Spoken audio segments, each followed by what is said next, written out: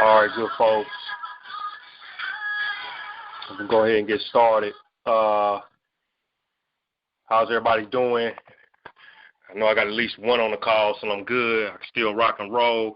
It's Cool Water again. This is the third installment to Who Killed the Black Entrepreneur, the African American Entrepreneurs Holocaust. And I'm rolling on. I think that since I've been doing this, I have actually got a lot more knowledgeable about the subject matter and things that have really stopped black folks as it relates to entrepreneurial endeavors and being a class of people that have total control over their own destiny. So,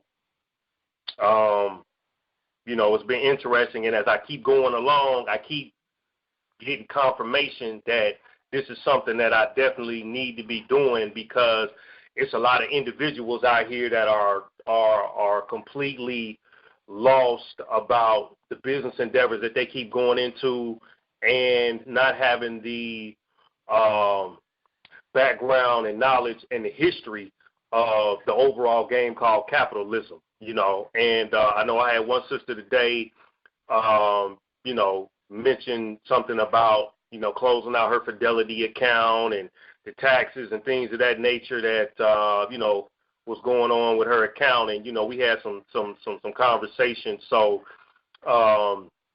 she kind of, to me, seemed that she could probably be a little more knowledgeable about the game of capitalism and the investment world and things of that nature that she was in. And, it may be come back to haunt her in the future, but who knows? So tonight, again, this is the third installment of the Who Killed the Black Entrepreneur. Briefly, like I did in the last two sections, I want to do a quick recap so that I can try to bring you up to speed on what I talked about in the last lecture. Before I do that, typically I like to give out some books, because I know people, may be looking to do some homework. And once I finish all these lectures, then I'll give you a series of resources and things that you can go look and do your own homework on, because I feel like this is definitely important, so that if you begin to strike out here on your own at some point in time, once you hit that mark, you start hitting 100,000, you start hitting $1 million, you're going to start encountering other ethnicities, because at that moment you start moving out of the quote-unquote black paradigm. So you start to move into these other cultures, and if you don't have the history and the wisdom and the understanding of what game you playing in, these folks going to play you, and they're going to take what you got, and you need to be knowledgeable. So I think last time I gave out, I think I re-mentioned some of the other books, Jesse Brown, Investing in the Dream, Blueprint for Black Power, Powernomics, Dante Lee's, what has Dante got, man? Dante Lee, Black Business Secrets. Those were a couple. This week, I'm going to tell you, pick up the, I did say The Personal MBA by Josh Kaufman. Also, The 1 Minute Millionaire by Mark Victor Hansen and Robert G. Allen. Also pick up The Entrepreneur's Mind. That's by Kevin D. Johnson, a brother, multimillionaire here in Atlanta. Also take a look at Talking Dollars, Making Sense by Brooke Stevens. Those are some books that you can kind of delve into to start to get better understanding how to play this money game, how to play this game called capitalism, how to look at your situation from an objective point of view, so that you begin to move forward in a positive manner, so you can start seeing the results. So last week, recap, I talked about Jim Crow, the Prohibition years, and other ethnicities that were able to rise in economic power. For example, the Irish, the Italians, the Jews, the Poles came up during the Prohibition years of the 1920s and the 1930s. From there, we discussed what Prohibition was and how gangsters like Al Capone, Lucky Luciano, and other gangsters that emerged during those years, not forgetting Meyer Lansky and Bugsy Siegel, how those gangsters emerged during those years and became a force to be reckoned with from an economic standpoint. We also went from there, and we kind of went back a little bit, talked about the slave codes and the black codes, along with how Jim Crow kept blacks neutralized economically. We also discussed how civil rights movement was a failure as it relates to the African American economic struggle. From there, we talked about black mob bosses of the 1930s like Ellsworth, Bumpy Johnson, Henry, Mickey the Cobra, Jeff Riddle, Frank Nitti, Parnell Edwards, Frank Lucas, Larry Hoover, etc., and how they were doing business with the Italians on some level, but were not totally independent of the Italians or the Jewish control, and somebody had to supply the dope to the black mob bosses, which owned and controlled basically no dope. So they had to go right back to the white guy, to the Italian, to the Jew guy, to get their money, to get their supply, because they didn't have access. The only person that really did it and cut the middleman out was I think it was Larry Hoover. No, I'm sorry, Frank Lucas. Frank Lucas went straight down there to Mexico to the poppy seed and got with them and got his dope and cut the Italians out. That's how he came up and was doing a little bit more control. And then finally we delved into the underworld activities that brought these groups like the Jews, the Irish, the Italians, the wealth to advance as a people. For example, illegal gambling, loan sharking, prostitution rings, labor unions, legitimate businesses, constructions, garbage collection, restaurants, nightclubs, garment industries, trucking, and extortion is what brought these ethnicities into power and still have most of them in power today in 2016. And black folks are still at the bottom, still trying to figure out how they're going to eat, still trying to figure out how they're going to get their little piece of the American dream. But we didn't play the game that they played, and they played to win, i.e. murder, killing, extortion, and whatever else they had to do to come up.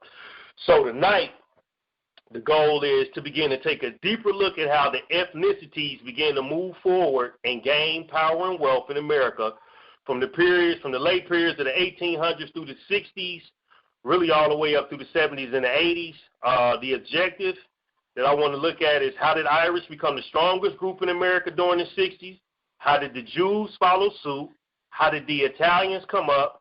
And then we want to take as they say, a swivel and look in another direction at how the Asians became a force after discrimination and alienation upon their arrival. We want to start to examine the Asian, because you got to understand that even though these white ethnic groups, i.e.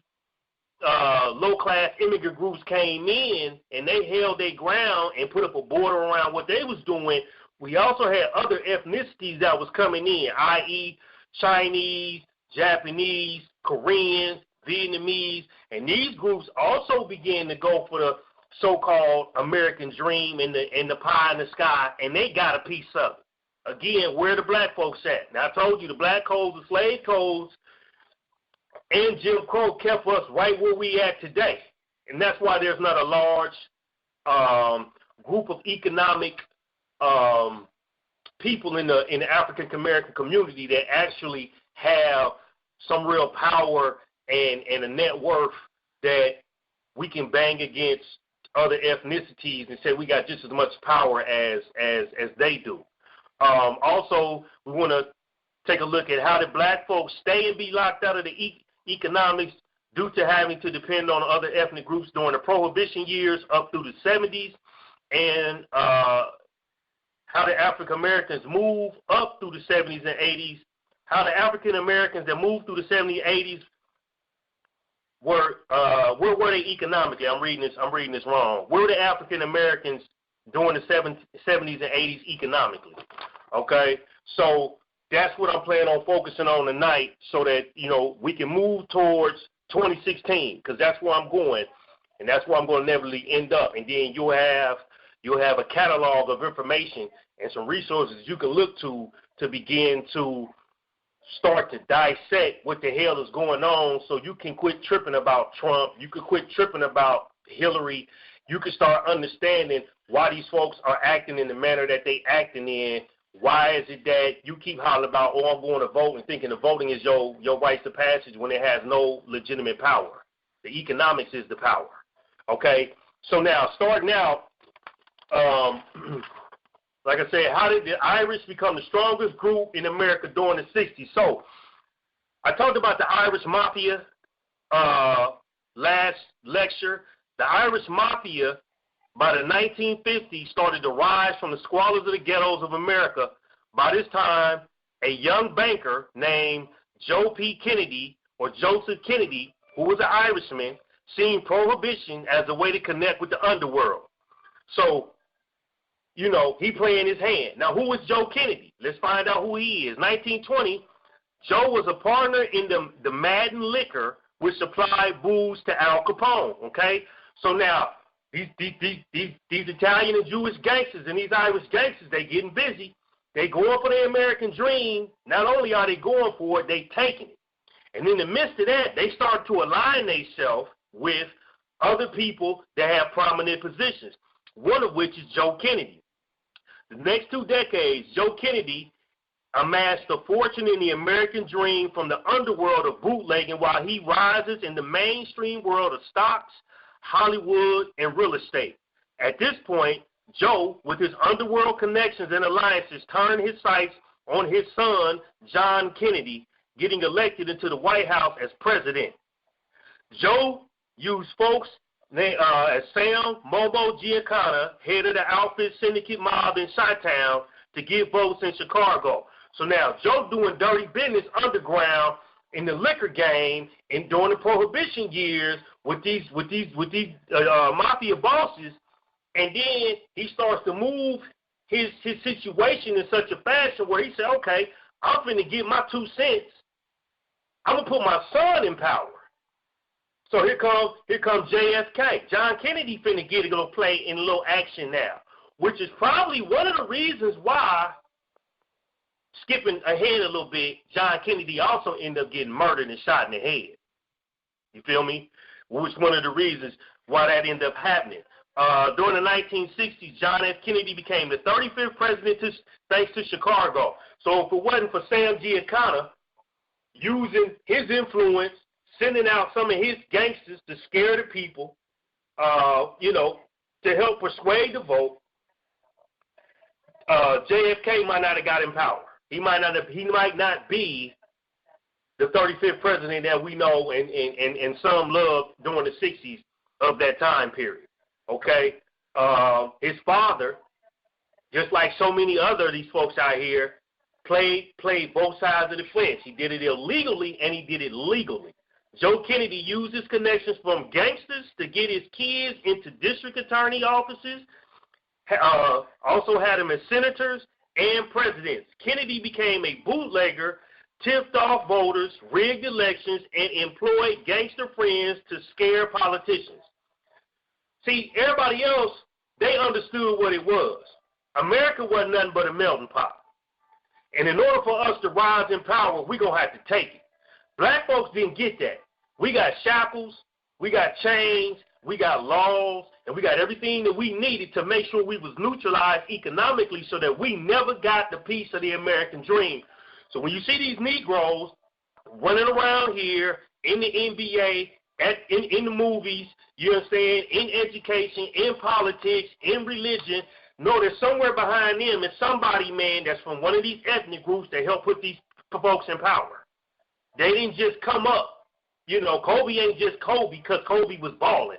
Kobe had to go play for the Lakers, which was owned by Jerry Buss, which was a Jewish owner who decided he wanted Kobe to play for the Lakers. And he helped Kobe, along with Kobe having skills, rise to the level he is today, along with the other nucleus of other NBA players like Magic Johnson, Michael Jordan, James Worthy. The list goes on. Groom Kobe and keep him in position of power. You go right, like I told you on the other lectures. NWA wouldn't be NWA without Jerry Heller. Eazy-E found Jerry. Jerry found Easy, but Jerry had the connections. Here go the Jew boy again in the background, making sure you Negroes get to eat. You understand what I'm saying? It was not by mere talent alone. Cube leaves in NWA. He goes over there to where? Priority Records. With who? Another Jewish Canadian named Brian Turner and his team. They helped him push him through the cracks. Brian Turner made it clear when he said, he asked Q, because he couldn't believe the stuff that they were saying on record. He said, man, do this stuff really happen? He like, yes. Immediately, Brian Turner said he knew he could sell this particular music to white males in the suburbs. Okay? NWA got put in the Hall of Fame. If you look at the videos from the guys been in the Hall of Fame, most of the audience is white. The records that they were selling was the white folk. You're not getting in the Hall of Fame. I'm sorry, the Hall of Fame. The Rock and Roll Hall of Fame selling music predominantly to black folks because we don't do a lot of buying records. We're a small ethnic group when it comes to spending money on records. White folk buy most of the hip-hop. Always have, always will. That's why these cats is eating like they eat, because that gives them the experience to experience our culture without actually being in our culture. So that's one of the things you got to understand as you move out here and you get to coming up and you get to looking at certain things, and you know you're gonna meet folks all along the way. And don't take this like, oh man, I don't like white people. Yeah, I like white people. I got white friends, white female friends I'm cool with. White male friends I'm cool with, but the reality is what it is. You know what I'm saying? I got to speak the truth so that the people that look like me know how to play the game. I just happen to have very great social skills. So people love me because I know how to interact and talk to you on a professional manner. So Joe Kennedy played this game. Joe Kennedy, the Irishman, and his forefathers came in at the bottom, killing, robbing, murdering, extortion, and he just a descendant. He played the game the same way they played the game, and he put his people in position, and then he turned around and put his sons in position. You see what I'm saying? So that's one of the reasons why the Irish had economic power, you know, coming up through the Prohibition years and later on. Now, during the 1960s, while the Irish gangs was rising in political power through folks like Joseph Kennedy, the Jews were dominating cities like North Harlem, Detroit, New Jersey, Philadelphia, Chicago. Many times, Jews and Italians were doing business in some form or fashion in similar territories. As time moved on, the Italians still dominated the heroin in the 1960s in Detroit along with other cities. So the Irish at this point was the you could say the foundation, the concrete that laid the blueprint for these other ethnicities to fall. Now, while the Irish is starting to move up in political power and political ranking through the fact that they got John Kennedy in office and his father was a catalyst for helping, you still got these other ethnic groups in big cities making millions. Getting it. You see what I'm saying? Al Capone over there, you know, before he went through his period of decline, was running Chicago. Most of them didn't go to the hood, though. They didn't go to the south side of Chicago. They was in the north side of Chicago. The Jewish boys didn't go down to South Harlem. They was in the north side of Harlem. They didn't want to mix and mingle with you Negroes like that. They'll have somebody come sell the dope to you, but they ain't finna live next to you. You understand what I'm saying? Detroit. It was a lot of mob bosses running up in Detroit. Now, I don't know what area, but I did do some homework. Eric the Fat Man Johnson was one of the black guys who was a major mob boss in Detroit during the I guess you could say the middle 60s, early 70s, going up and through the 80s. He was doing something. He was getting supply. What he did was, which I found to be interesting, because most people, you know, my brother's father was a big-time D-boy before he got turned up and had to do 15 years. He came out, so now he flips houses. So even though he ain't making millions, he making the hundreds of thousands, because it's not the money, it's what's in your head that gets you where you got to go. But what I found to be funny was Eric Fat Man Johnson took his tax return and told his partner, he said, I'm about to get in that heroin business. And he said they struggled initially because they had to learn the ropes. So he was losing a little money. They really wasn't figuring it out. They was bumping their head, came back, you know, kept reeing up, kept going up. But he met a black dude who was his supplier, and his supplier was getting his stuff from the Italians up there in New York and I guess maybe some parts of Detroit and maybe some areas of the along the south of the south coast of America, United States. That dude ended up getting caught slipping. I think the police got a hold of him. By this time, Eric is moving. He making big money. He doing like maybe $1 million, $2 million or so. You know, maybe on a monthly level. You know, he got his soldiers in place. You know, his team maybe about 15, 20 strong, somewhere in there. He lost his supplier. He ends up booking somehow or another. He was like, man, I got to find another, you know, supplier. He ends up, him and his lady and all his partners, they get real jazzy. And this during the 70s, you know, when everybody was wearing the brim hats, you know, with the fur on it, you know, the long fur coats and all that good stuff. They go to New York for the fight. And I think the fight was Muhammad Ali and somebody else. And because he looked so pretty and looked so, you know, dapper, magazines like Jet and Ebony and everybody else took pictures of him. And then I think Frank Lucas or Frank Nitti, one of them other bosses from out of another part of the country, up in the Harlem area, was at the fight. And he looked just not as pretty as them, but he had more elegance and more flair. So he ends up getting the attention of some Italians.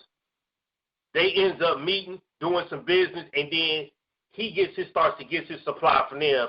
His operation grows and grows and grows and grows. And then from there, they move out to the suburbs. You know, his business partner didn't really want the dope in that regard where he was out there messing around handling it, but he would do certain things to keep the operation going, but he started to put his kids in the best schools. He started to put his kids around the right kind of people. You know what I'm saying? So his children started to get an open opportunity to become a part of the American dream as a result of the illegal activities that they were doing. And as his children grown, now they like in their late 40s, they said, man, they don't think that we would be where we are and have the opportunity because his son had like a fashion design company. He's doing business with Puffy, Russell Simmons, and all these other people. His sister was I think she was a high prominent attorney at law. They wouldn't be who they were if it wasn't for the fact that they pops was in a position to put them in position in the best schools, going to school with the white folk that had the money, living in the suburb out in Detroit, out there in I think it's Southfield, where everybody that had the money. And it's the same game that everybody playing who from other ethnicities, they was doing the same thing. That's how they got their leg up. They came in on illegal activities. Now, we know we can't get into that, but what I'm showing you is the timeline and the trickle-down effect of how the money begins to start to work in other folks' favor, okay? So black mob bosses struck out on their own, like Henry Mazzette. He was still trying to gain economic power in places like Detroit, Philly, Newark, New Jersey, Chicago, Harlem, Baltimore, south side of Chicago, Harlem, and Baltimore.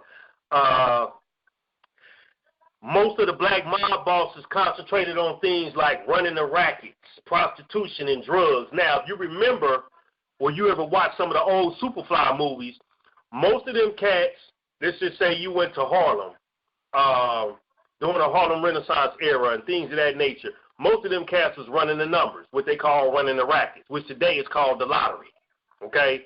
That was our thing. That was what we came up with. We started that. We were the ones that basically invented it, but then it got overran and overturned by the Italians. The Italians got their hand in it, got their wind of it, and then they was able to do a better job, and they took that from us. So now, again, we kind of still out here, still humming around. We making money, but we ain't really got no real structure in what we doing, okay? The prostitution, that was across the board, you know, and everybody was running the prostitution. Everybody from the illegal to legal politicians, chief of police and all them, everybody paid for a little bit of ass every now and then. Because they knew who they wanted to get it from, you know what I'm saying? But most of the time, you know, the Italians will hook it up, you know what I'm saying, and take care, and they was paying, especially like Lucky Luciano. You know, I did some homework on him. He was paying police officers and chiefs, Mayor Lansky, Al Capone. They was paying these dudes big money to stay out the way. You know, you could take Joseph Kennedy, John Kennedy's father was paying them cats to stay out the way. So these folks is positioning themselves to come up. Where are you at in this thing, black man, black woman? Where are you? You at the bottom. You getting crumbs off the table. You ain't eating like these other folks is eating, though, because you ain't really got no real solid team. You understand? You not coming up the way that the rest of these ethnicities in America have came up. Why? Because you ain't playing the same game. Why? Because the black codes, the slave codes, Jim Crow, and all these other laws was put in place to ensure that you would never get your ass up and rise beyond the circumstances that you in. And you still ain't got up and rose. We got a couple of Negroes like Oprah, Jordan, you know, all these other cats, Magic, the movies, you know, the Cubes. Who else is out there, man? Man, trying to think of some actresses. My girl, crazy girl that did the Monster Ball, Holly Berry. You know, all these folks, they look like we winning. You know, the NAACP awards, Urban League, all that. When you get behind the scenes, it's white folk running that. White folk, Jewish folk, Italian folk, I mean, they running that. We just a pawn. We still a pawn. You understand? So most of the illegal activities of black mob bosses got overran by the Italians. Like I said, for example, the numbers. That was our thing. We lost it, okay? In the 20th century, most of the gangsters' profits was measured by how much liquor sales they acquired during Prohibition. This is where the starting leg began for folks like Al Capone, Lucky Luciano, Mayor Lansky, Bugsy Siegel, the list goes on. This is where they really got their start. They got in one industry and they began to move forward in that regard to economic empowerment and wealth.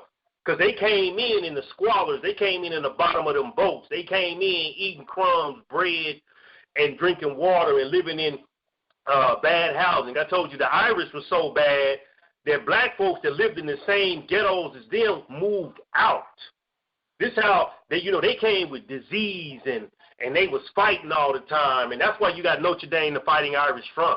Not because it's just the name of the school. Literally, these Irish was going around beating up folks. Police would have to stand outside of the community, outside of the neighborhoods, and then try to send people in little by little just not to get beat up by the Irish, because the Irish was kicking ass. You see what I'm saying? And they was taking what they wanted. So the liquor game was the start for most of these ethnicities.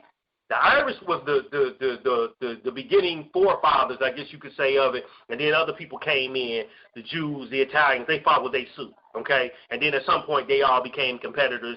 Some of them allied and did things of that nature.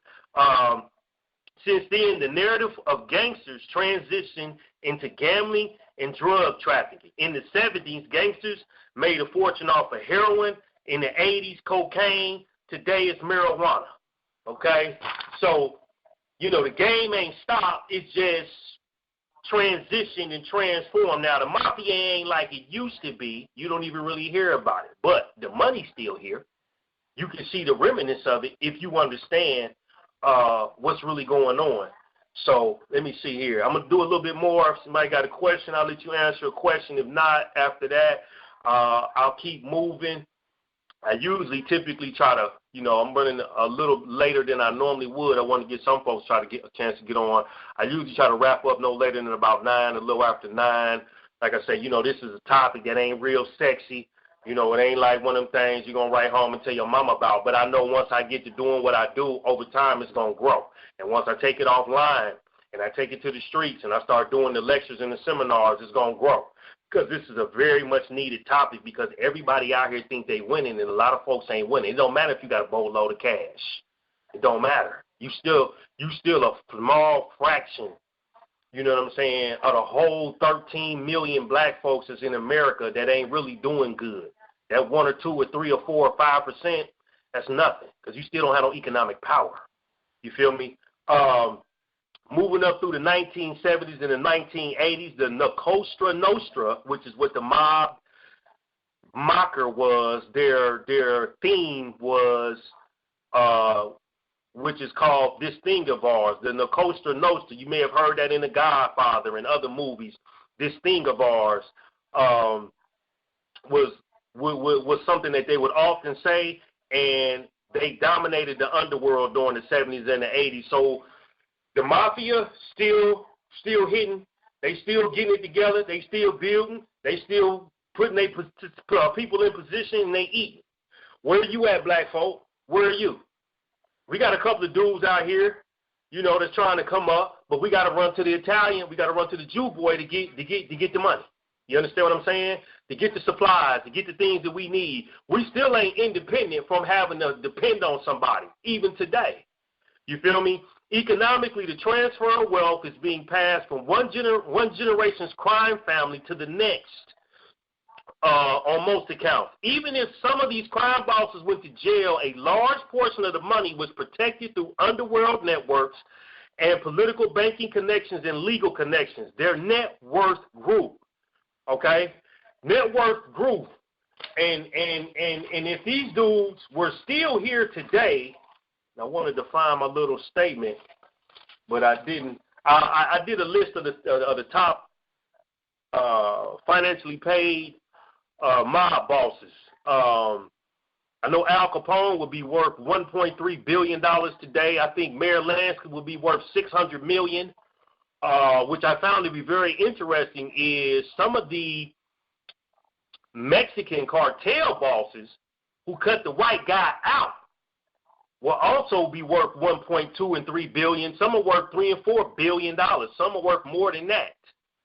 You see what I'm saying? Because they had the direct product. They didn't need to go to nobody to sell it.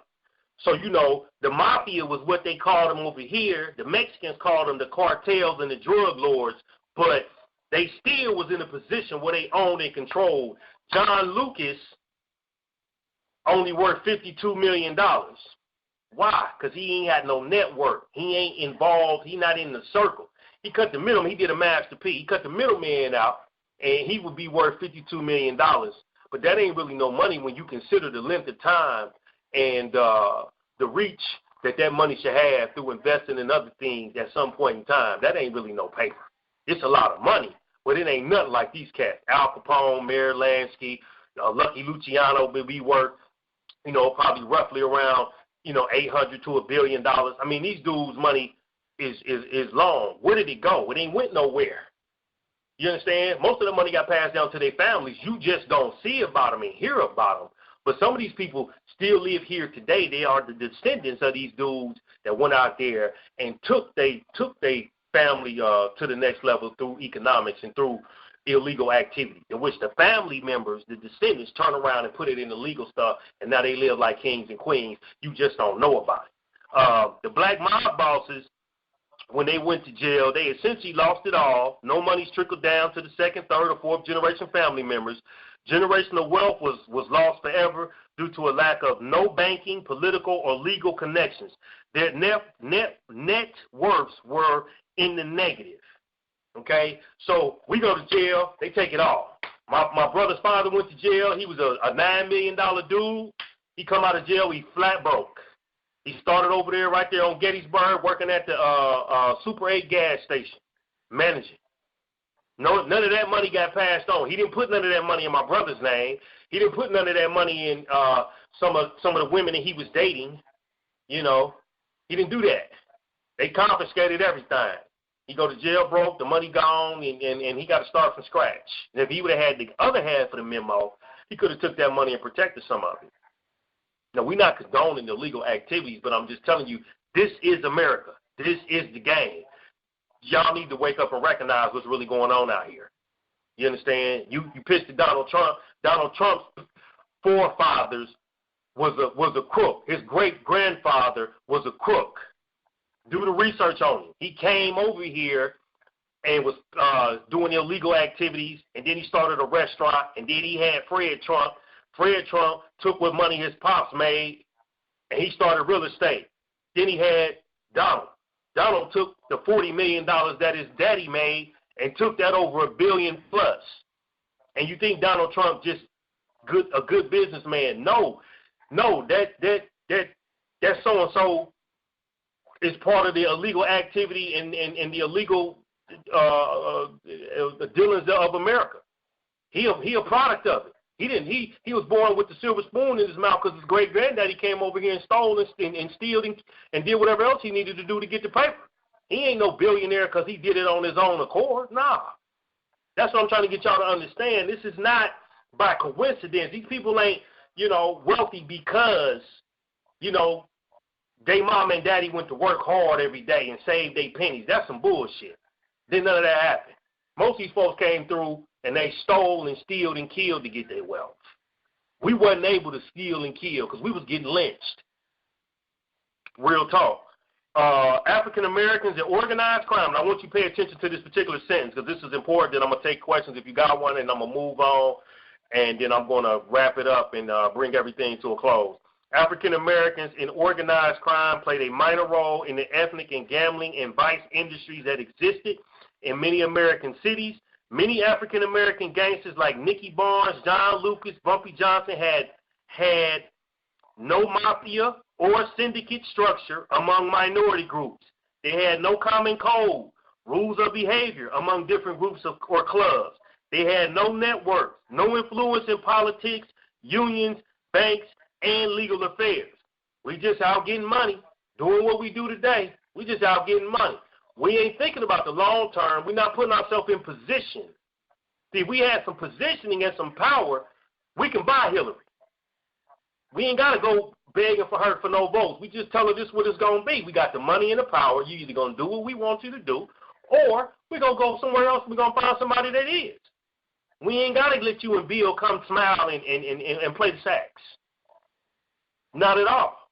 But see, you don't know the game, so you keep running to the polls thinking if I vote, it's going to mean something. No, it ain't mean nothing. It meant something that we got it, but then we didn't bargain in the civil rights movement for the other things that come with it. Economic power. Martin Luther King told you, he said, I think I'm integrating my people into a burning house.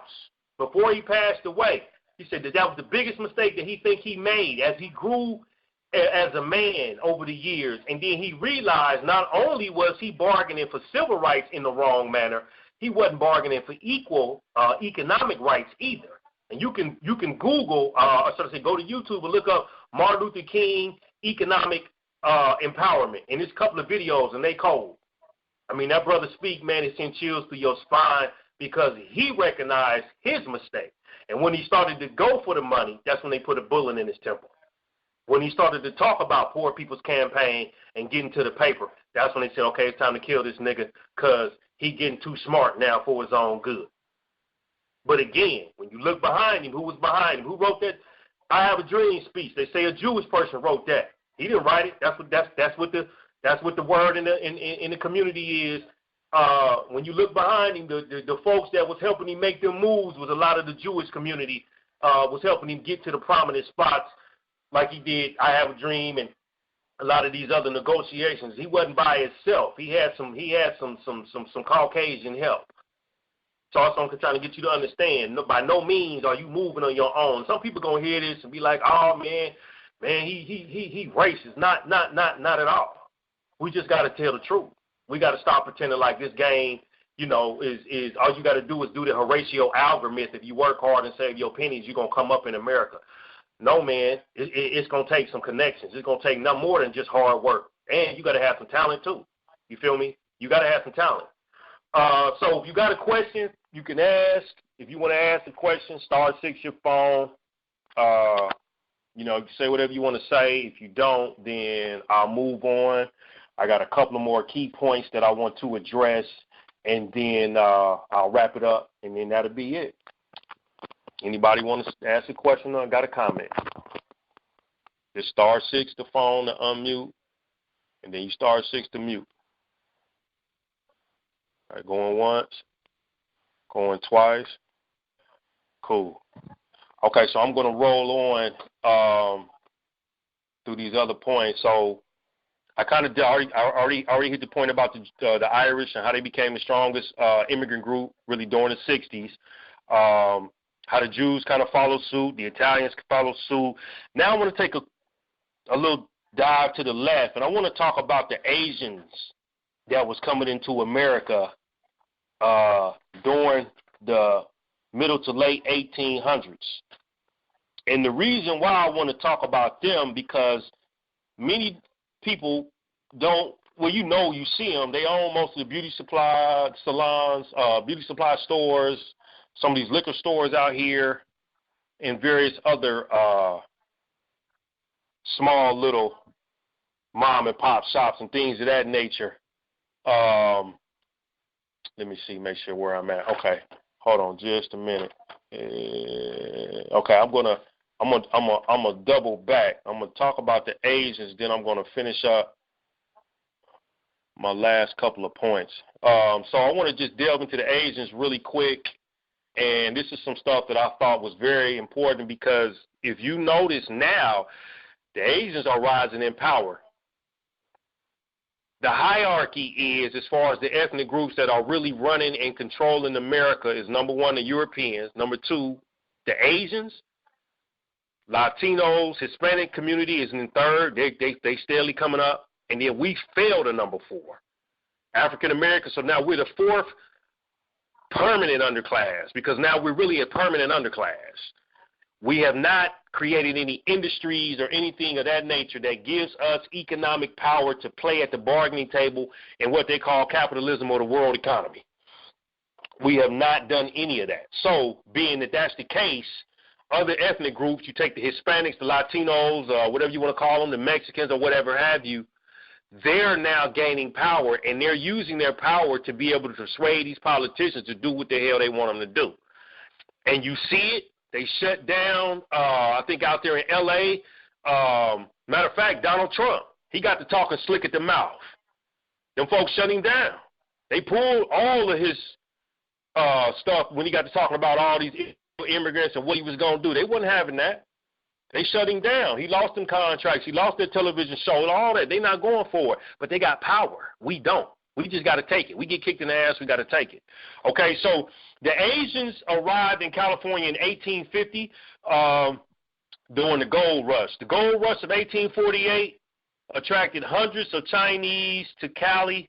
Let me rephrase that. The Chinese came in around 1848 and 1850, which was attached to the gold rush, okay? So 1848 attracted hundreds of Chinese to Cali, in which case, and I'm going to be kind of jumping around a little bit and tying stuff together. The Treaty of 1868 between China and the U.S. aimed to expand Chinese-American dimensions by recognizing free immigration as an inalienable right. So the U.S.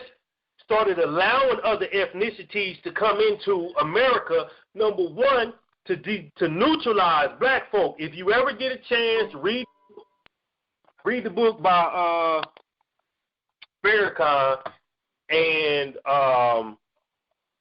the book is called Secret Relationship Between Blacks and Jews. And the secret relationship between blacks and Jews, he talks about how some of these other ethnicities were brought into America to basically neutralize and keep black folks in the place that they in, because they started populating the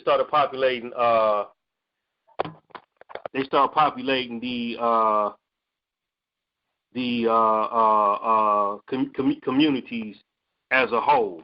So hold on just a second here. Let me see. Let me see here. Let's see.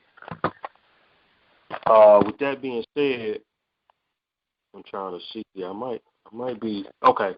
I'm trying to make sure, because last time I had a little situation where I got kicked off. I don't know if I got kicked off again. No, I'm still on. Okay.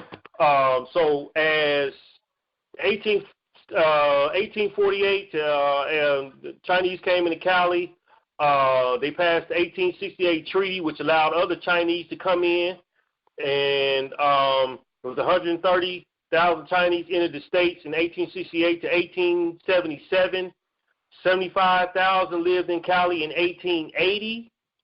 94,000 lived in the Pacific Northwest. Growing Chinese presence created backlash among white working men. Okay, so as Chinese coming in, white folk is feeling some kind of way because now they working amongst you all, mainly the Irish, who were the first immigrants to really start trying to go for theirs, and it's taken away from their jobs, okay, because they ain't really feeling, you know, these Chinese men, and we already know what they did to black folk. We can't even get in position. You feel me? So it says growing Chinese presence created backlash among white working men. The young lower occupational groups appeared angry at competing with Chinese for jobs.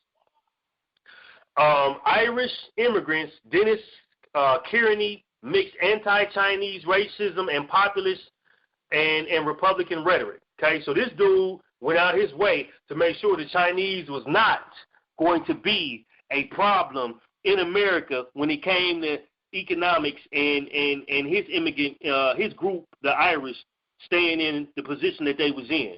1879, California,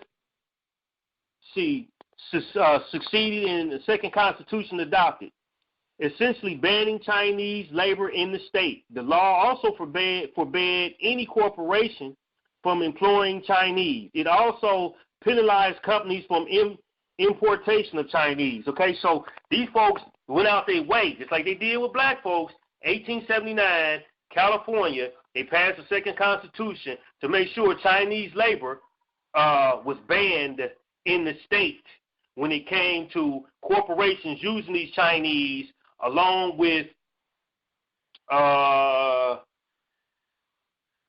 other companies allowing these Chinese to work. They wanted to make sure these folks wasn't finna come up. They wouldn't finna make sure these folks wasn't gonna get no leg up. They shut them down early. The new constitution imposed conditions on where Chinese could live, creating ghettos. Also had laws. Also, the law People versus Hall of 1854, Chinese couldn't testify against whites.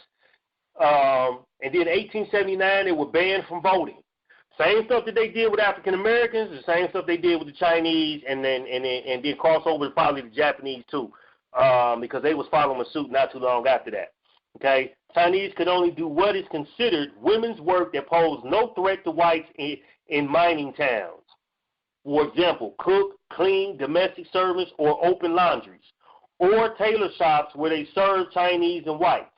Okay, got to get in another lane. You can't be over here mining for the money, because we mining for the money, and that's what the Irish did not want the Chinese to do, be in the same lane economically where they could get a leg up the same way the Irish were, because the Irish was going for their own. They was going for power. Laundries require little English or money to open, okay? So now Chinese begin to see an opportunity where they could go and get into a vehicle, a lane that was nobody tapping into, right? 1900s, most large towns had Chinese laundries, which employed 75% of all Chinese men. 1900s allowed for a lot of Chinese to begin to become a dominant force in the laundromat industry, which is similar to the vending machine industry, because I do the vending. I've done that for a while, and it's an open lane, really, for anybody that want to take it. By adopting these female jobs, Chinese immigrants began self-employment and entrepreneurship. Chinese were relegated to undervalued industries outside the general economy: laundries, restaurants, grocery stores. In these industries, whites scrutinized them. So white folk looked at them and said, man, you know, they looking down on them like, oh, man, y'all can have that.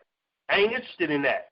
But that is the catalyst that got these folks in the position that they good in really today. By having tradition of rotating credit association, or by Chinese were able to obtain large sums of investment money on short notice without American banks. So because these folks was playing the game to win, they were able to start putting themselves in position. excluding going to the American banks. These folks are putting themselves in a position to win. So let's see what happened. Under the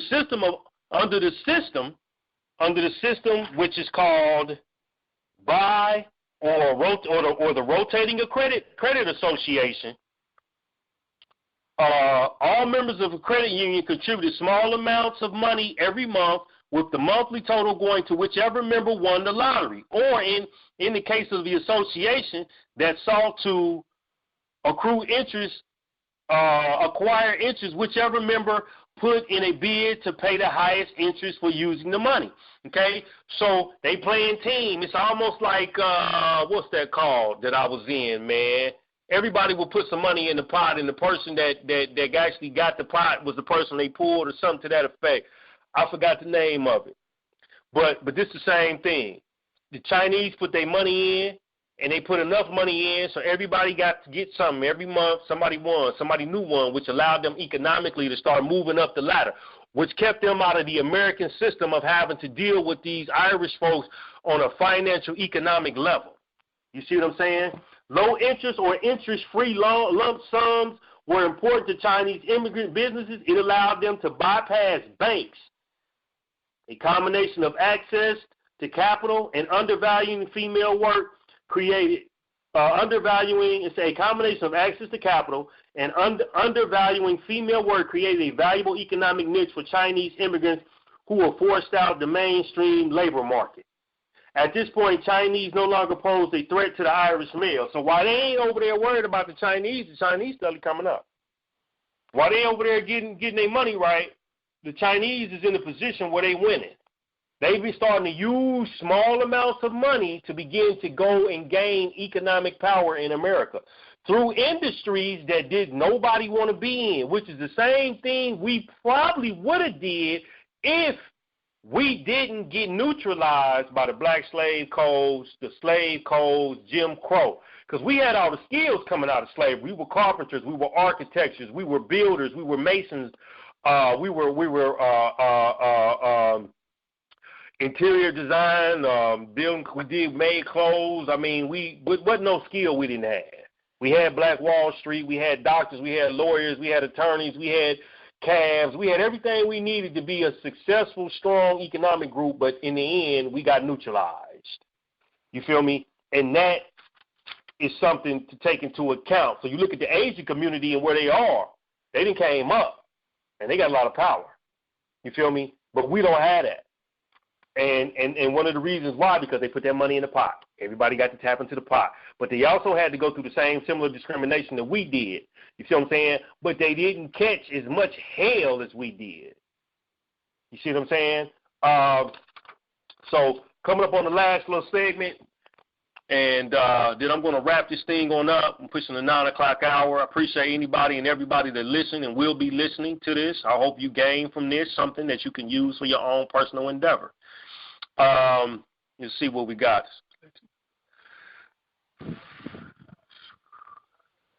Okay, so as a result,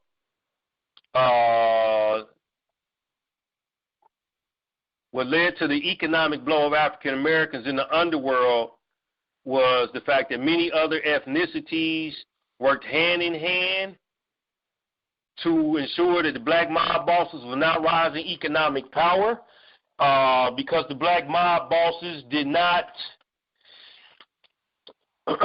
have any networks, no influence in politics, unions, banks, or legal affairs.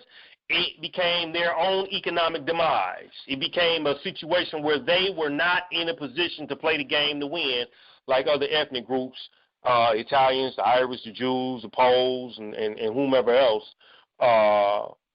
who began to have economic power and influence because they played the game in a different manner. They created the syndicates. They created the mafia. They bought politicians. They put themselves in position to win. We didn't do that. We were just happy to be getting money. You feel me? The Jews, the Irish, and Italians also follow similar blueprints for establishing themselves in America as economic powerhouses. They follow the same blueprint really as the Irish, but let me read that statement again. The Jews, the Irish, Italians also followed the similar blueprints for establishing themselves in America as economic powerhouse, mainly starting with the Irish. The industry that these ethnicities gained control over again, and I mentioned this earlier, illegal gambling, prostitution, legitimate businesses, trucking, garment industry, loan sharking, labor unions, construction, restaurants, extortion, nightclubs. So as they played this game, time went on, they ended up turning a lot of what they were doing illegally into legitimate businesses. But the descendants of these folks began to eat without the worry and the fear of having to go to jail, having to go, having to get killed, having to get robbed, having to get murdered. You see what I'm saying? And they positioning themselves in America in such a way. So this is coming up through the 60s and the 70s. We heading towards the 80s. As a result, black mob bosses didn't go after ownership or control of industries that we could make our own and turn illegal money into legitimate money.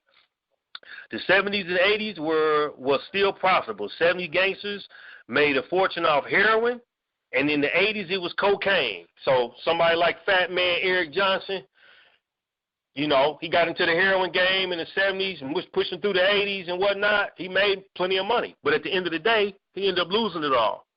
He even opted out of the drug game, if you watch the documentary on him, and let his homeboys take it. But then he went to jail.